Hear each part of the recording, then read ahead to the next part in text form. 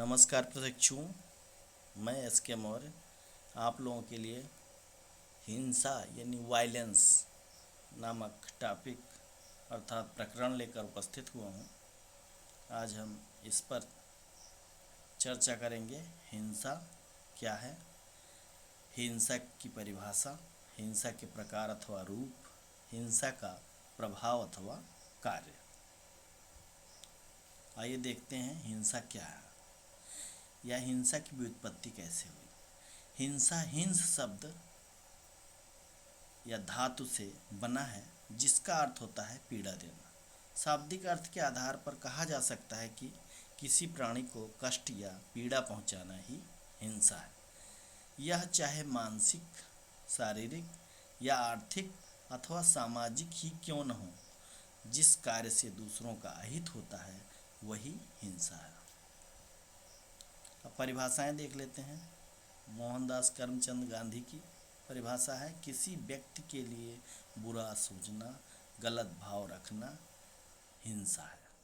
कुलदीप सारस्वत कहते हैं कि राजनैतिक, सामाजिक एवं आर्थिक क्षेत्र में होने वाला शोषण ही हिंसा है। यानी इन्होंने कहा राजनैतिक क्षेत्र में, सामाजिक क्षेत्र में एवं आर्थिक क्षेत्र में होने वाला शोषण ही हिंसा है।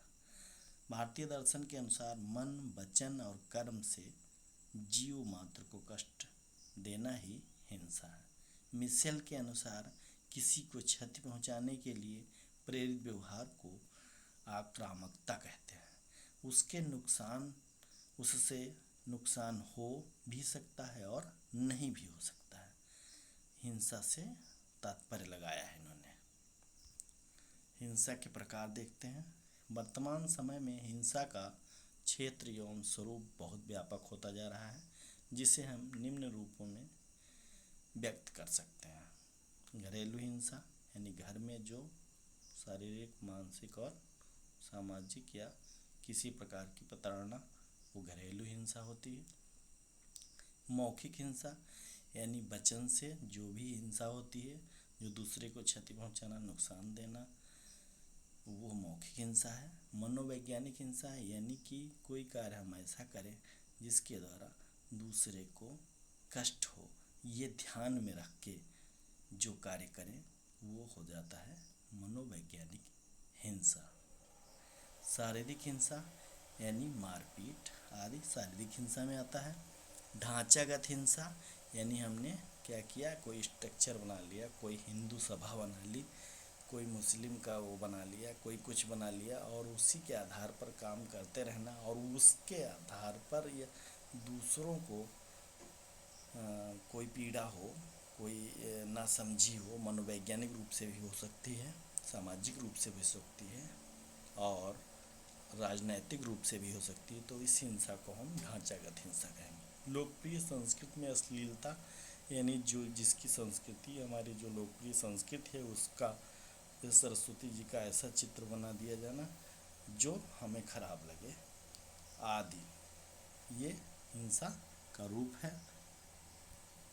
नेक्स्ट है हिंसा के कार्य। हिंसा का कार्य क्या है, वो नकारात्मक सारे कार्य होते हैं, विध्वंसक होते हैं, इसलिए इसका प्रभाव कहें तो ज़्यादा अच्छा होगा। हिंसा के द्वारा नकारात्मक, विध्वंसात्मक कार्य ही संभव है, फिर भी उसके कार्यों को जानना शांति स्थापना के लिए आवश्यक है। यदि हम उसके कार्य को या प्रभाव को नहीं जानेंगे तो शांति स्थापना में हमें कष्ट होगा, कठिनाई होगी। शांति स्थापना में तो कष्ट होना ही होना है, क्योंकि हम उसको स्पर्श करेंगे हृदय से और उसके बाद उसकी पीड़ा को महसूस करेंगे, फिर उसको सकारात्मक बनाने की चेष्टा करेंगे। इसमें नंबर 1 है, हिंसा से मानसिक पीड़ा होती है। बहुत सही, हिंसा से मानसिक पीड़ा जरूर होगी।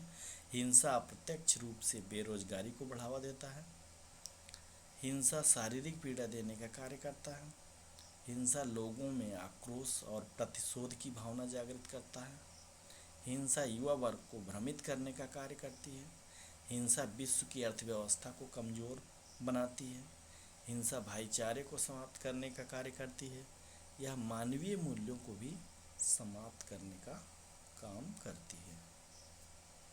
धन्यवाद। परीक्षा नज़दीक आ गई है, इसलिए हम सीधे सीधे ये वीडियो बना दिए हैं, जो कट पेस्ट करके आप सुनेंगे तो थोड़ा सा आपको लाभ अवश्य होगा। सारगर्भित है और मैंने इसमें डिटेल नहीं किया है क्योंकि थोड़ा सा अस्वस्थ भी हूँ मैं। धन्यवाद।